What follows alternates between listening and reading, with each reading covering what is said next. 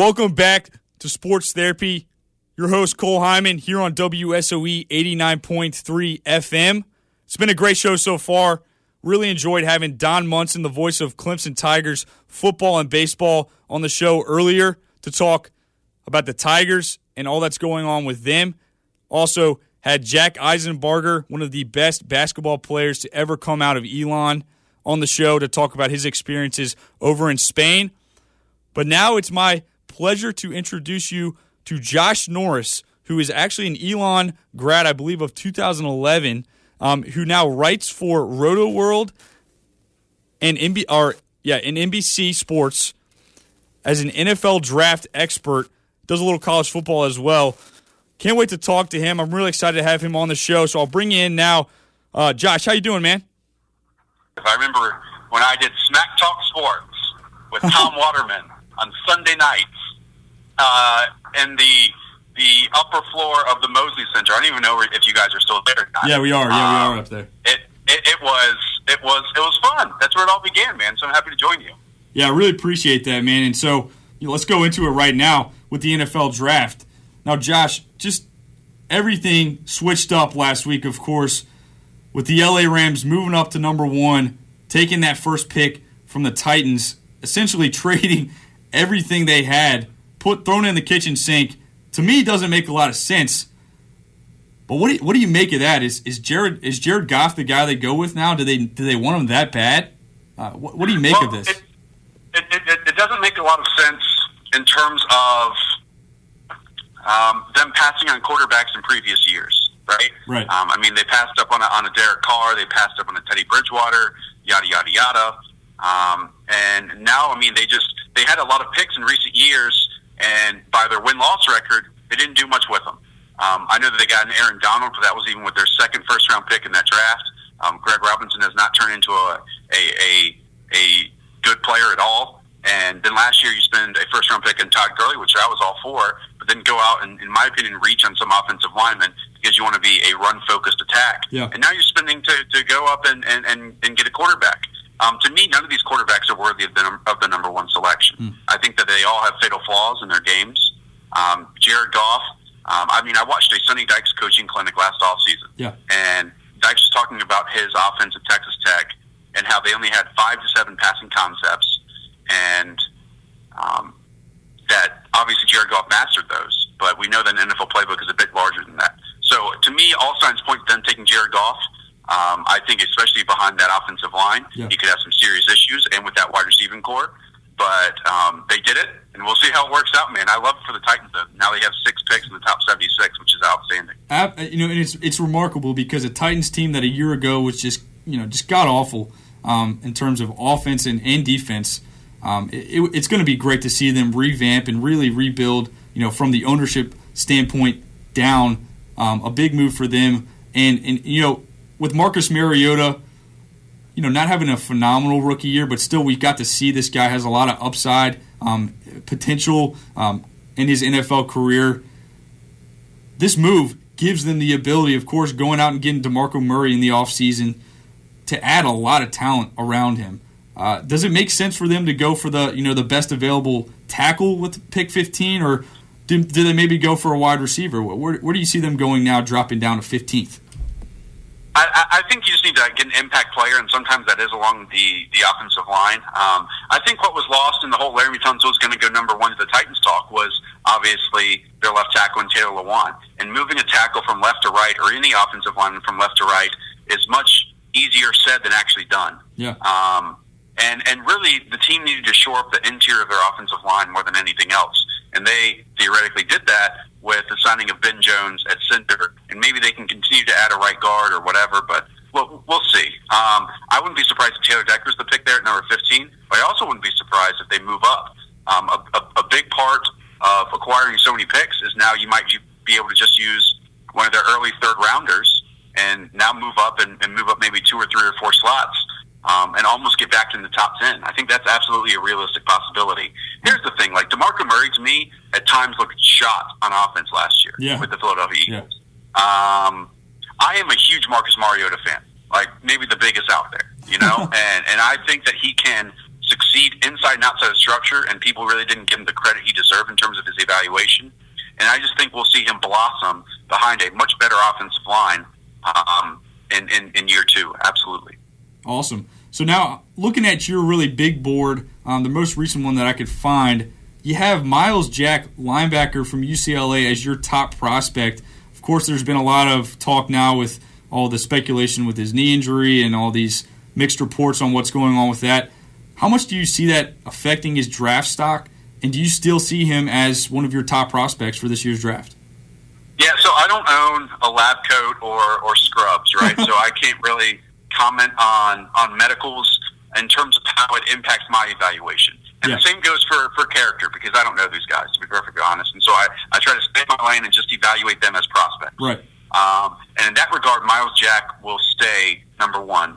He has been throughout this entire process. It's because he can cover slot receivers like a 200-pound cornerback and then move forward against the run like a 270-pound linebacker. Wow. I mean, he is a big play threat at the linebacker position. With all of these offenses using different alignments and personnel groupings and all this stuff in the hopes of creating mismatches on the offensive side of the ball against defenses, you can just throw Miles Jack out there on the defensive side of the ball and not even worry about him.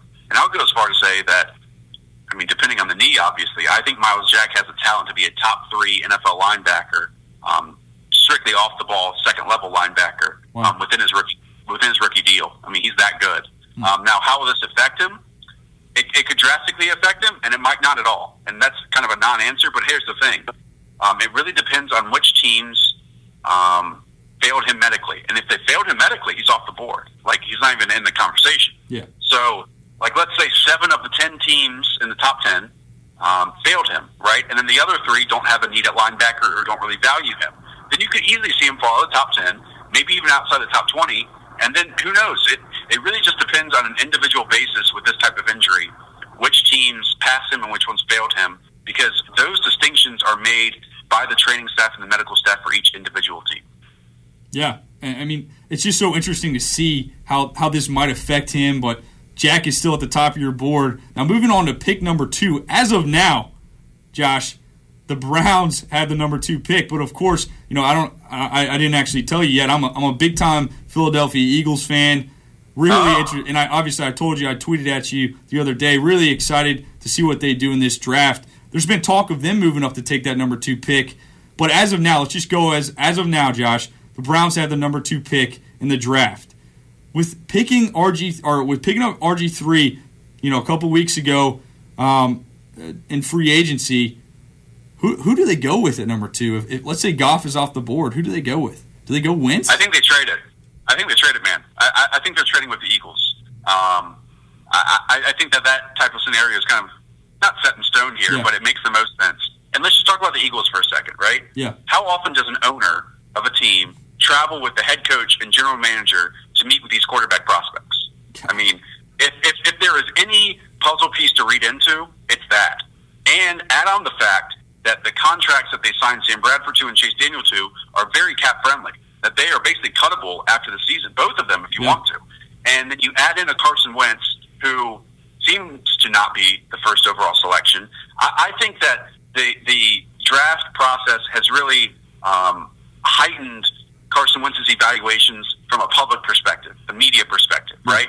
But I bet more teams prefer Jared Goff to Carson Wentz. And so when Jared Goff goes number 1, Carson Wentz is left waiting there, and you don't just go into a draft saying, we'll get any quarterback, you know? Right. You find your guy. You got your guy. And exactly. so that will take, that will take teams out of the running for quarterbacks if Jared Goff goes number 1, in my opinion. So I think the one team that could have Carson Wentz as their top quarterback is the Philadelphia Eagles. And so it really just depends on how much impact and how much input Jeffrey Lurie is going to have on the draft decision. And it really just depends on how much the Browns are willing to take. Because I think the Browns are absolutely willing to take a cheaper deal than the Titans took, obviously, at number 1, a much cheaper deal than that, because they just want to accumulate picks. So the Eagles could get a very friendly deal, to be perfectly honest. And I think that's the situation that's going to happen, that they are going to move up and select Carson Wentz at number 2. Now, Josh, you know, I'm a big-time Eagles fan. Of course, I follow them, you know, very closely. I'm not making a lot of sense of this as a fan sitting here. You know, I see this offseason. Of course, they signed Sam Bradford. Peterson comes in and brings his guy from Kansas City and Chase Daniel. Neither of these guys are like Pro Bowl quarterbacks. Neither of these guys have really proven themselves in the NFL. But why does it make sense to go with Wentz? I don't see why they go quarterback. I think they have needs at cornerback and at running back with Ezekiel Elliott. Why does it even make sense? I just don't see the point of having these three guys going into your season. It makes no sense to me. Well, I think Jeffrey Lurie agrees with you in terms of your opinions on Sam Bradford and Chase Daniel, and that he's still looking for his next Donovan McNabb, a bigger name that can start for you for a very, very long time. And some people honestly really do believe in Carson Wentz, because I think they honestly get caught up in the buzzwords.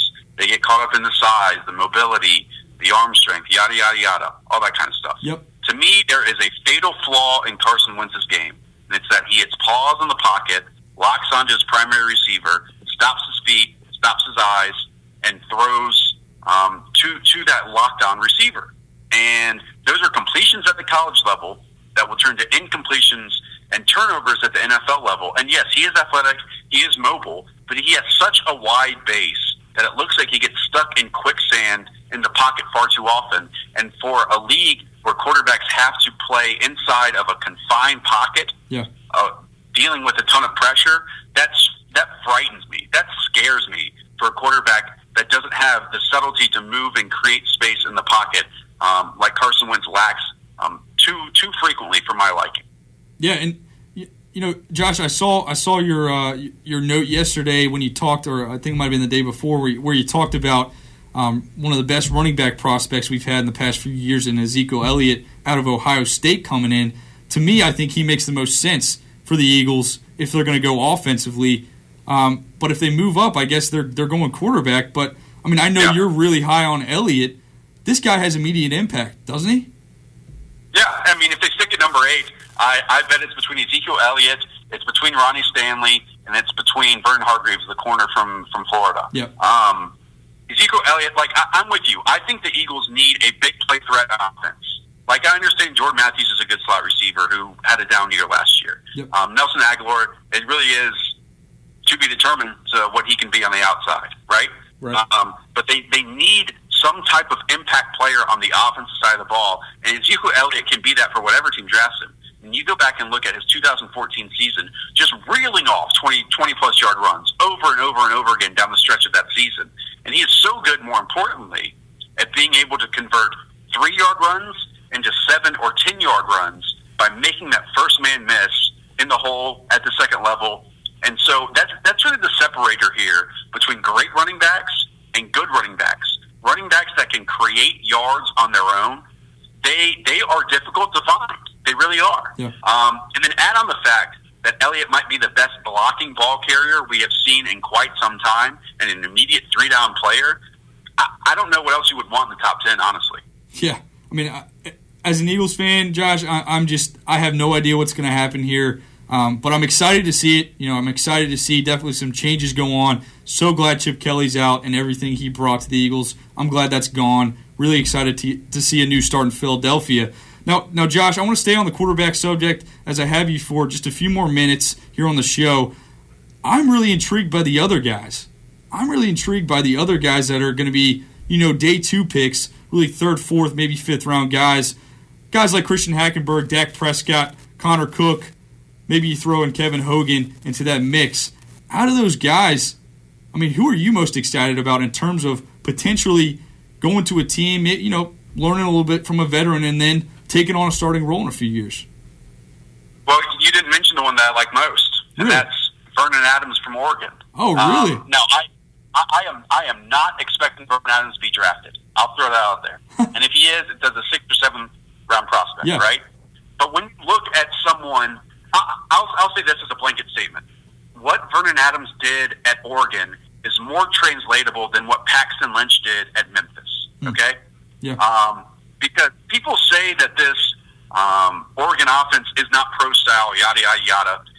That's BS, honestly, because what you want a quarterback to do is show poise and patience inside of structure, inside of a confined space, find operable space to work in, and then keep his eyes up in that same scenario and find receivers at multiple levels of the field.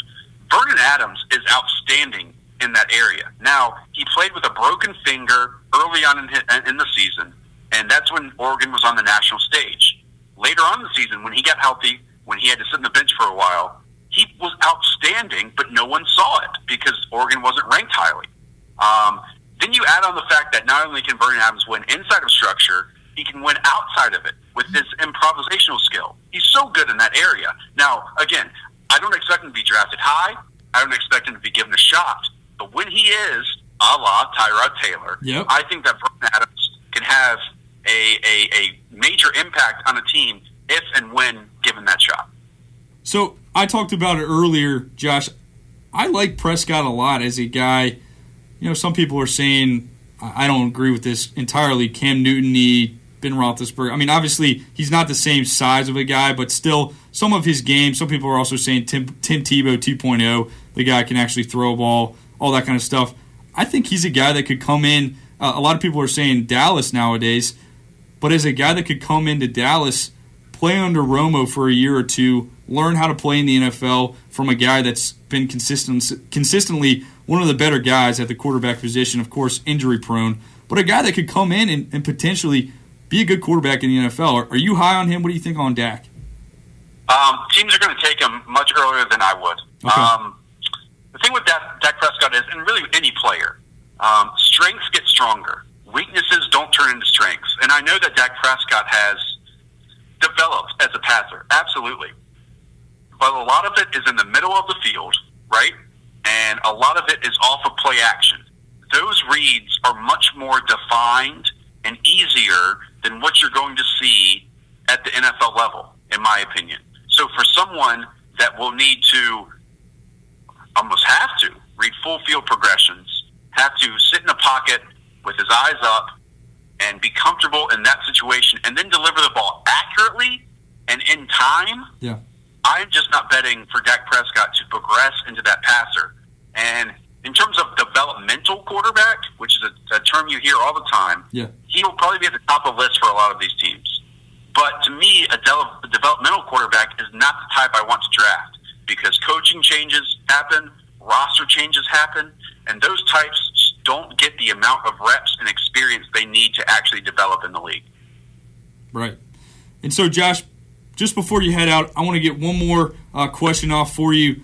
You kind of mentioned it, I guess. Maybe Vernon Adams is your guy, but maybe another guy. Who do you think is going to be the biggest surprise prospect from this draft class, and why? Just real quick. Let's go with South Carolina State defensive tackle Javon Hargrave. He's a top 32 prospect, in my opinion, in this draft. He's stout, he's powerful, he's strong, but he also has flexibility and speed up the interior. And I know he's coming from an FCS program, but man, Hargrave is an outstanding prospect. And I think when we look back in years on this draft class, it's a great defensive line draft, but people will be talking about Javon Hargrave. Wow. Well, I appreciate that, Josh, and I really appreciate you coming on this show today just to come on and talk a little NFL draft. 8 days away. Can't wait for that. Can't wait to see what the Eagles and the rest of the NFL does with the draft. Once again, Josh writes for the NFL, about the NFL draft for NBC Sports and Roto World. Really excited to have him on. Josh, thanks for coming on again here on Sports Therapy, man. Absolutely cool, man. Have a good day. Keep doing what you do. Appreciate it, man. So once again, that was Josh Norris, who writes for Roto World and NBC Sports about the NFL draft. One of the best at what he does. Check him out on Twitter. He's one of my favorite guys to read in terms of tweets and in terms of content on Twitter. Follow him on Twitter at Josh Norris. That's at Josh Norris on Twitter. Going to go to a real quick break. Come back and give you the feel-good story of the day, and then we'll head out of here. So don't go anywhere. Come back and listen here on the backside of Sports Therapy.